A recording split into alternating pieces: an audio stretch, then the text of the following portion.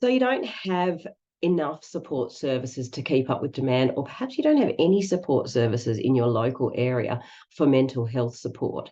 This is such a common starting point for people who want to try to create change across their community, because it's often something that affects rural communities and is a real common issue. Now, I want to make it clear it's not for want of trying by our amazing mental health professionals who are honestly exhausted from trying to keep up with demand.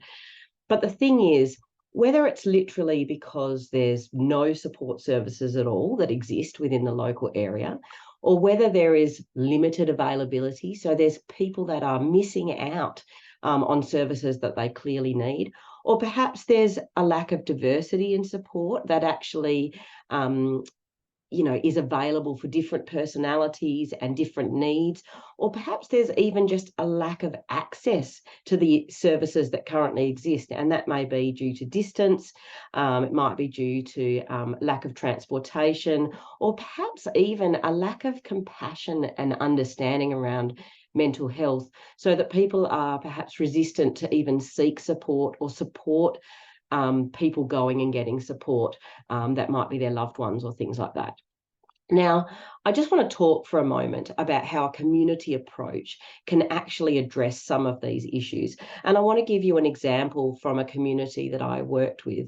I'd set up a community mental health action team, and within that team, the local police were involved. And at one stage, the local police sergeant came to the team and expressed concern because a huge amount of their role had become heavily laden with trauma-based incidences, and often a real element of mental health came around a lot of dealing with social issues, sometimes domestic violence, but often a lot of the work was not really police-based, but it's just that they were the point of call for assistance. Now, there was a multidisciplinary team that they had access to, but that multidisciplinary team was an hour away. So often by the time that they sought that support, and by the time those people were actually available to come and help, it was all too little too late. And so this police station was left often feeling quite under-equipped to deal with these problems. So they came to the community mental health action team, who very quickly started looking at how locally solutions could be created through talking to a suicide prevention officer that they had access to, through really building the community capabilities through offering mental health first aid courses, and looking at how local support services and local resources could be utilised as opposed to going out to that wider community. Now, that's just one example of so many examples that a community mental health approach can help. Because the thing is that solutions can be created to address these gaps in support services when we actually bring together the strengths that already exist within our local communities.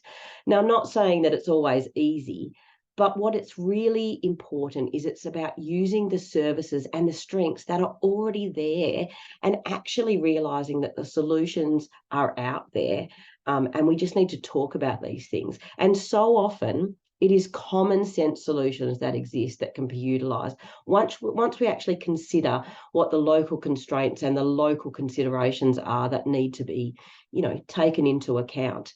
It often what is presented to communities are generic solutions that would fit a generic model, I suppose. But what a community mental health approach does is actually go, what's really going on? How can we solve this? And how can we utilise resources that are already there, rather than always looking to the outside services for a new costly solution? We really need to get focused on looking for intentional collaboration as opposed to incidental collaboration and occasional collaboration that may not always happen. And even we need to look beyond what we're currently doing, which is really working in silos to meet the needs of these issues. Look, I want to keep it short and sweet today, but I really just wanted to get you thinking about this common issue that comes up in communities and the potential for solutions that can be created when we really look at creating a community mental health approach. If you'd love to know more, and there's so much more to know about this space, and you'd also like to grab my free community mental health checklist with all of the steps that are involved in actually setting up a community approach, I'm just talking about one little tiny one today. There's so much more involved. Please click on the link in the comments or in the video. And until next time, I'll see you later.